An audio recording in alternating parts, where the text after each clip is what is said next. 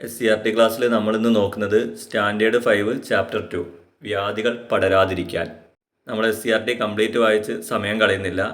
ഞാൻ ഇമ്പോർട്ടൻ്റ് ആയിട്ടുള്ള point mark ചെയ്തിട്ടുണ്ട്, അത് മാത്രമേ ഈ ക്ലാസ്സിൽ പറയുന്നുള്ളൂ.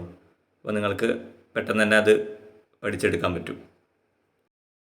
വ്യാധികൾ പടരാതിരിക്കാൻ, അതാണ് ചാപ്റ്ററിൻ്റെ പേര്. നമ്മൾ ആദ്യം നോക്കുന്നത് രോഗങ്ങളെ രണ്ടായി തരംതിരിച്ചിരിക്കുന്നത്. പകരുന്ന രോഗങ്ങളെന്നും പകരാത്ത രോഗങ്ങളെന്നും. പകരുന്ന രോഗങ്ങളിൽ വരുന്നതാണ് ഡെങ്കിപ്പനി, മഞ്ഞപ്പിത്തം. പകരാത്ത രോഗങ്ങൾ ക്യാൻസർ, പ്രമേഹം. പിന്നെ പറയുന്നതാണ് എന്താണ് പകർച്ചവ്യാധികൾ. ഒരാളിൽ നിന്ന് മറ്റുള്ളവരിലേക്ക് പകരുന്ന രോഗങ്ങളാണ് പകർച്ചവ്യാധികൾ. ഇതിനെ പറയുന്നതാണ് കമ്മ്യൂണിക്കബിൾ ഡിസീസസ് എന്ന് പറയും. ഒരാളിൽ നിന്ന് മറ്റുള്ളവരിലേക്ക് പകരുന്ന രോഗങ്ങളാണ് പകർച്ചവ്യാധികൾ. ഇനി മഹാമാരികൾ. പകർച്ചവ്യാധികൾ മറ്റു രാജ്യങ്ങളിലേക്കോ ഭൂഖണ്ഡങ്ങളിലേക്കോ വ്യാപിക്കുകയും നിരവധി ആളുകളെ ബാധിക്കുകയും ചെയ്താൽ അതിനെ മഹാമാരി, പാൻഡമിക് എന്ന് പറയുന്നു. നമ്മൾ ഒട്ടേറെ കേട്ടതാണിത്. COVID-19 അതൊരു പാൻഡമിക് ഡിസീസ് അല്ലേ. നമ്മൾ അതിജീവിച്ച ചില മഹാമാരികളാണ് വസൂരി, ക്ഷയം, പ്ലേഗ്, COVID-19 തുടങ്ങിയവ. അപ്പൊ എന്താണ് പകർച്ചവ്യാധികൾ മറ്റു രാജ്യങ്ങളിലേക്കോ ഭൂഖണ്ഡങ്ങളിലേക്കോ വ്യാപിക്കുകയും നിരവധി ആളുകളെ ബാധിക്കുകയും ചെയ്താൽ അതിനെ മഹാമാരി എന്ന് പറയുന്നു. അതിന് ഉദാഹരണങ്ങളാണ് വസൂരി, ക്ഷയം, പ്ലേഗ്, COVID-19 തുടങ്ങിയവ. പിന്നെ വരുന്നതാണ് രോഗകാരികൾ, പാത്തോജൻസ്. കണ്ണുകൊണ്ട് നേരിട്ട് കാണാൻ സാധിക്കാത്ത സൂക്ഷ്മ ജീവികളായ ബാക്ടീരിയ, വൈറസ്, ഫംഗസ് തുടങ്ങിയവയാണ് മിക്ക പകർച്ചവ്യാധികൾക്കും കാരണമാകുന്നത്. രോഗങ്ങൾക്ക് കാരണമാകുന്നതിനാൽ ഇവയെ രോഗകാരികൾ എന്ന് പറയുന്നു. രോഗകാരികൾ ഏതൊക്കെയാണ്? Bacteria, virus, fungus. ജസ്റ്റ് അതിൻ്റെ ബാക്ടീരിയയുടെ മൈക്രോസ്കോപ്പ് ദൃശ്യങ്ങളും പിന്നെ വൈറസിന്റെ മൈക്രോസ്കോപ്പ് ദൃശ്യങ്ങളാണ് കൊടുത്തിരിക്കുന്നത്. സൂക്ഷ്മജീവികൾക്കൊപ്പം എല്ലാ സൂക്ഷ്മജീവികളും രോഗകാരികളല്ല. നമ്മുടെ ശരീരത്തിലെ തൊലിപ്പുറത്തുമെല്ലാം ഉപകാരികളായ ഒട്ടനേകം ബാക്ടീരിയകളുണ്ട്. അത് നമ്മുടെ ആഹാരത്തിന്റെ ദഹനത്തിനും ആഗിരണത്തിനും എല്ലാം സഹായിക്കുന്നു. അതുപോലെ ദോഷമാവ് പൊടിപ്പിക്കുന്നു. പിന്നെ ബാക്ടീരിയകളും ഫംഗസുകളും ഒക്കെയാണ് ജൈവാവശിഷ്ടങ്ങളെ വിഘടിപ്പിച്ച് മണ്ണിൽ ചേർക്കുന്നത്. നെക്സ്റ്റ്, ഫംഗസുകളുടെ രോഗം. നമുക്ക് പരിചിതമായ റൊട്ടിപ്പൂപ്പല്, വസ്ത്രങ്ങളെ ബാധിക്കുന്ന കരിമ്പൻ എന്നിവയെല്ലാം ഫംഗസുകളാണ്. മനുഷ്യന് രോഗമുണ്ടാക്കുന്ന സൂക്ഷ്മജീവികളായ ചില ഫംഗസുകളാണ് കാൻഡിഡ, ക്രിപ്റ്റോകോക്കസ്, ഹിസ്റ്റോപ്ലാസ്മ തുടങ്ങിയവ. അതുപോലെ നമ്മൾ ഭക്ഷിക്കുന്ന കൂണും ഫംഗസ് വിഭാഗത്തിൽപ്പെട്ടവയാണ്. അപ്പൊ റൊട്ടിപ്പൂപ്പല്, കരിമ്പന് ഇവയൊക്കെ ഫംഗസുകളാണ്. ഇതിന്റെ ഒന്ന് എക്സാമ്പിൾസ് പഠിച്ചേക്കുക. മനുഷ്യന് രോഗമുണ്ടാക്കുന്ന സൂക്ഷ്മജീവികളായ ചില ഫംഗസുകൾ കാൻഡിഡ, ക്രിപ്റ്റോകോക്കസ്, ഹിസ്റ്റോപ്ലാസ്മ തുടങ്ങിയവ. നെക്സ്റ്റ്, രോഗാണുവാഹകര്. രോഗകാരികളായ സൂക്ഷ്മജീവികളെ നമ്മുടെ ശരീരത്തിലേക്ക് എത്തിക്കുന്ന ജീവികളാണ് രോഗാണുവാഹകർ, വെക്ടേഴ്സ് എന്ന് പറയും. അപ്പൊ അതിന് ഉദാഹരണങ്ങൾ ഏതൊക്കെയാണ്? ഈച്ച, എരിച്ചെള്ള്, കൊതുക്, വവ്വാല് തുടങ്ങിയവയൊക്കെ രോഗാണുവാഹകരാണ്. രോഗകാരികളായ സൂക്ഷ്മജീവികളെ നമ്മുടെ ശരീരത്തിലേക്ക് എത്തിക്കുന്ന ജീവികൾ, അതിനെ പറയുന്നതാണ് രോഗാണുവാഹകര് അല്ലെങ്കിൽ വെക്ടേഴ്സ് എന്ന് പറയും. ഈച്ച, എരിച്ചെള്ള്, കൊതുക്, വവ്വാല്.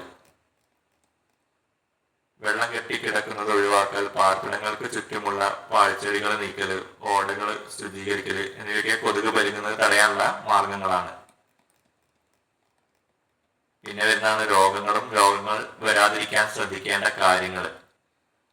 ആഹാരത്തിലൂടെയും ജലത്തിലൂടെയും പകരുന്ന രോഗങ്ങൾ, അത് വരാതിരിക്കാൻ പഴങ്ങളും പച്ചക്കറികളും കഴുകി ഉപയോഗിക്കുക, ഭക്ഷണ സാധനങ്ങൾ അടച്ച് സൂക്ഷിക്കുക, തിളപ്പിച്ചാറിയ വെള്ളം കുടിക്കുക.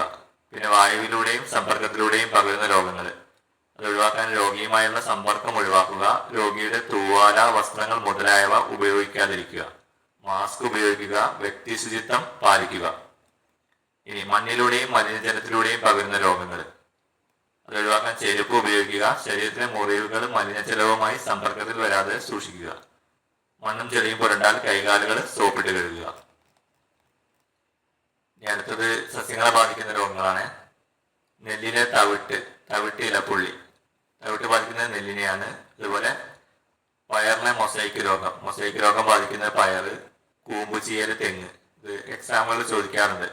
രോഗങ്ങൾ ഏതൊക്കെയാണ്, ഏതൊക്കെ സസ്യത്തെയാണ് ബാധിക്കുന്നതെന്ന്. അപ്പൊ തവിട്ട്, ഇലപ്പുള്ളി, നെല്ല്, മൊസൈക്ക് രോഗം പയറ്, കൂമ്പുചീയല്, തെങ്ങ്. നെക്സ്റ്റ് രോഗപ്രതിരോധ ശേഷി.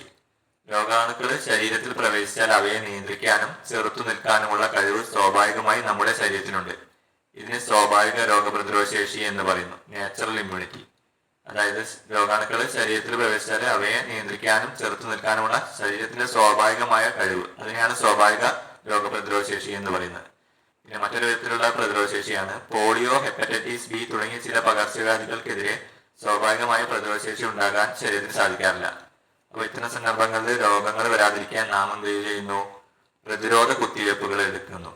അപ്പോൾ ഇതുവഴി രോഗപ്രതിരോധ ശേഷി ആർജിക്കാൻ സാധിക്കും. അപ്പോൾ ഇത്തരത്തിൽ പ്രതിരോധ കുത്തിവയ്പ്പുകൾ വഴി നേടുന്ന രോഗപ്രതിരോധ ശേഷിയെ ആർജിത രോഗപ്രതിരോധ ശേഷി എന്ന് പറയുന്നു, അക്വയർഡ് ഇമ്മ്യൂണിറ്റി. ഇപ്പം വസൂരി, പ്ലേഗ്, പോളിയോ ഇത്തരത്തിലുള്ള മഹാമാരികളൊക്കെ നമ്മൾ അതിജീവിച്ചത് പ്രതിരോധ കുത്തിവയ്പ്പുകളിലൂടെയാണ്. പിന്നെ കുറച്ച് വാക്സിനേഷനെ കുറിച്ചാണ് പറയുന്നത്. BCG, bacillus Calmette Guerin. OPV എന്നാൽ ഓറൽ പോളിയോ വാക്സിൻ. HEPB എന്നുള്ളത് hepatitis B. FIPV polio vaccine fractional dose. RVV rotavirus vaccine. ഇനി അത് നൽകുന്ന പ്രായമാണ് പറഞ്ഞിരിക്കുന്നത്. OPV, BCG, HEPB അത് ജനന സമയത്ത് നൽകുന്നു. OPV 1, RVV 1, pentavalent 1, FIPV 1, PCV 1 അത് 6 ആഴ്ച പ്രായമാകുമ്പോൾ. OPV 2, RVV 2, പെൻറ്റാവാലന്റ് 2 അത് 10 ആഴ്ച പ്രായം. പിന്നെ വരുന്നത് OPV 3, RVV 3, pentavalent 3, FIPV 2, PCV 2 ഇതൊക്കെ 14 ആഴ്ച പ്രായമാകുമ്പോൾ. അടുത്ത് വരുന്നത് PCV, pneumococcal കൺജുഗേറ്റ് vaccine. MR measles rubella vaccine. DPT diphtheria pertussis tetanus vaccine. TD tetanus diphtheria vaccine. ഈ MR1 PCV booster, vitamin A, FIPV 3 ഇതൊക്കെ നൽകുന്നത് 9 മാസം പ്രായമാകുമ്പോൾ. MR2 OPV booster, DPT booster, vitamin A2 ഇത് 16-24 മാസം പ്രായമാകുമ്പോൾ. DPT ബൂസ്റ്റർ 2 അത് വരുന്നത് 5-6 വയസ്സ്. പിന്നെ വരുന്നതാണ് TD1 10 വയസ്സ് പ്രായമാകുമ്പോൾ. TD2 16 വയസ്സ്. ഇതാണ് ഈ ചാപ്റ്ററിലെ ഇമ്പോർട്ടൻ്റ് പോയിന്റ്സ്.